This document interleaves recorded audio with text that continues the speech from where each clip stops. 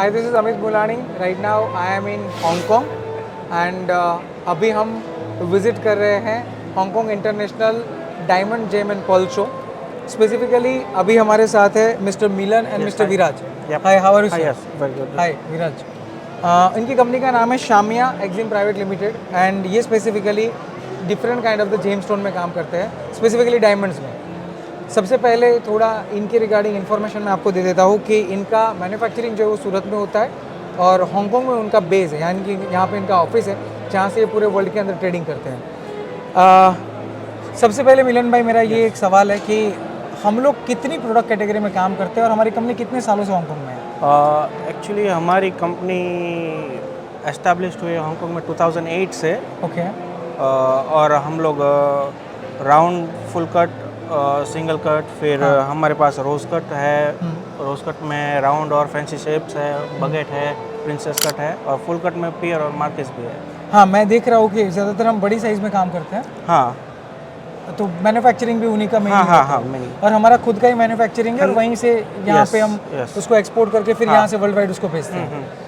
Hong Kong show के अंदर हम कितने टाइम से पार्टिसिपेट कर रहे हैं मिलन भाई?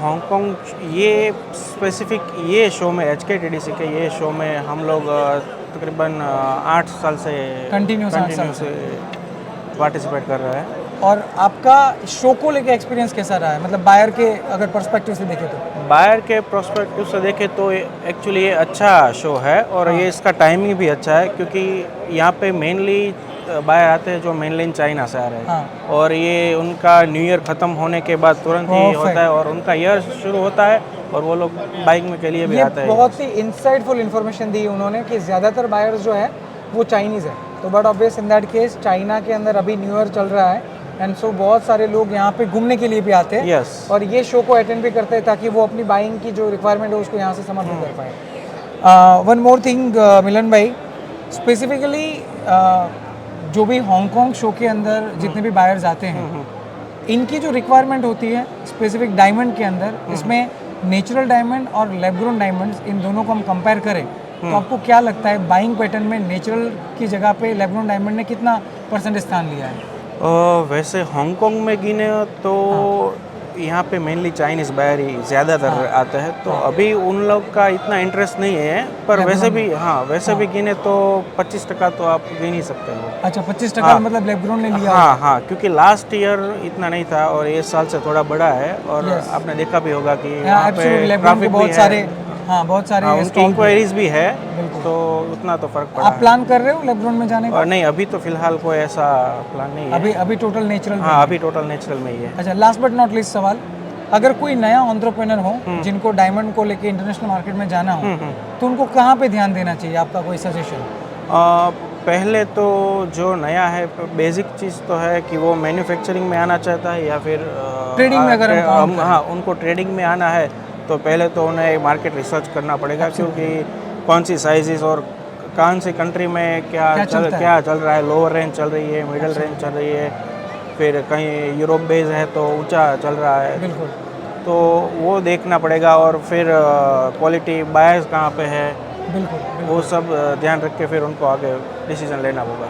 हाय विराज, मेरे ख्याल से आपका ये फर्स्ट ईयर है ना यहाँ पे पार्टिसिपेंट में? अच्छा, आपने ये जो फर्स्ट शो के दौरान जो बाइंग का पैटर्न देखा हुआ है और बाइंग की जो यहाँ पे बायर्स की वैरायटी देखी हुई है या उसके हिसाब से आपको क्या महसूस होता है, मतलब अगर मुझे डायमंड्स को सेल करना हो तो ट्रेड फेयर कितना इम्पोर्टेंट है?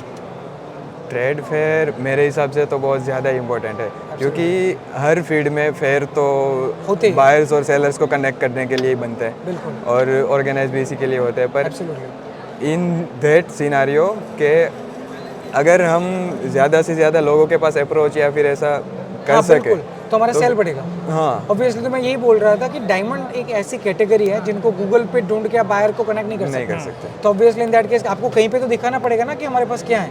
लाइक मुझे लगता है कि इसमें तो बायर देखता भी होगा, मतलब ऐसे कि भाई स्पेसिफिकली क्या बेच रहे हैं. स्पेसिफिकली वो एक हीरा मतलब देख के ही. और VVS हमारा काम बेसिकली क्या है कि VVS प्लस VS हम बेस्ट क्वालिटी ही रखते हैं. बिल्कुल. मतलब हमारे यहाँ SI और ये सब के मतलब ज़्यादातर नहीं मिलते. यहाँ पर ऐसे बायर्स भी हैं जो उस कैटेगरी में प्रोडक्ट मांगते हैं. हाँ, स्पेसिफिक.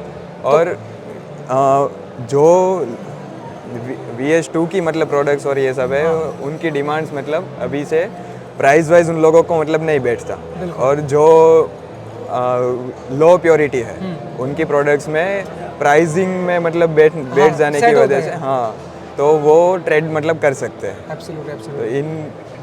तो बट ऑब्वियस मैं ये मानता हूँ कि न्यू एंटरप्रेन्योर्स अगर बिजनेस में एंटर होना चाहते हैं तो उनको एक बेस बनाने के लिए ट्रेड शो तो पार्टिसिपेट करना चाहिए, या तो फिर विजिट तो करना चाहिए। मिनिमम विजिट करेंगे तो भी आइडिया आएगा। ट्रेड शो के अलावा सबसे पहले तो अगर मैं सेलिंग में जाना चाहता हूँ तो पहले मुझे मैन्युफैक्चरिंग भी आना ही चाहिए ना, क्योंकि हाँ, हीरा कैसे बनता है, कैसे मतलब तभी कट तो जाके होता उसको है, आप सेल कर पाएंगे। हाँ, मतलब इन्फॉर्मेशन, और तभी जाके हम हीरा देख पाएंगे ना अच्छी तरह से कि कहाँ पे ऐसे, अगर हमने सीढ़ियाँ ऐसी रखी है तो नहीं, ये कट मतलब एक्सीलेंट नहीं है, मतलब ये एवरेज कट है, और अगर अंदर इंक्लूजन है तो इंक्लूजन के हिसाब से उनकी सॉर्टिंग और ये सब हम अगर मैन्युफैक्चरिंग, हाँ, मैन्युफैक्चरिंग सीखे तभी हमें सेलिंग आ सकता है। हाँ, तभी जाके आप कस्टमर को भी कन्विंस कर सकते हो। परफेक्ट, कि इसमें हमें इतनी मतलब मेहनत करी है और ये सब इसका हुआ पैसा ले रहे करके। हाँ, मेहनत दिखाएंगे तभी तो सामने से। But thank you so much Milan and mister विराज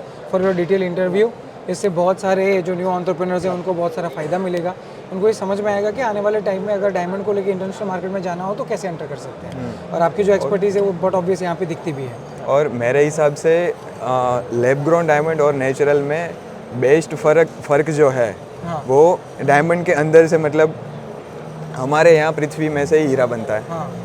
कुछ भी मतलब अगर लैब में वो बनने लगे, अननेचुरल नहीं है। हाँ, तो नेचुरल में कोई भी एक नेचुरल चीज़ है, उसके अंदर खुद की एक वाइब्रेशन होती है। एब्सोल्युटली, मतलब नेचुरल और लैब ग्रोन ये में बहुत क्लियर है आपके स्टेटमेंट से। मुझे समझ में आ रहा है कि नेचुरल है, लैब ग्रोन है। जब आप पहनते हो तो फील होता है कि मैंने नेचुरल पहना हुआ है करके, उसका जो पैसा दिया है वो तुमको वर्थ लगता है। तो बट ऑब्वियस ये डिफरेंस हम क्लियरली आइडेंटिफाई कर सकते हैं। और सबसे ज़्यादा वाइब्रेशन एक डायमंड की होती है। Absolutely, absolutely, I can understand that because of its value only, no? Absolutely, not value but in other angle also. Thank you so much once again, and आपकी कंपनी आगे खूब तरक्की करे, बहुत सारे कंट्रीज में और भी एक्सपोर्ट आपका बढ़े, यही मेरी शुभकामनाएं हैं। Thank you once again. Amit Milani and team, India's best export-import business trainers.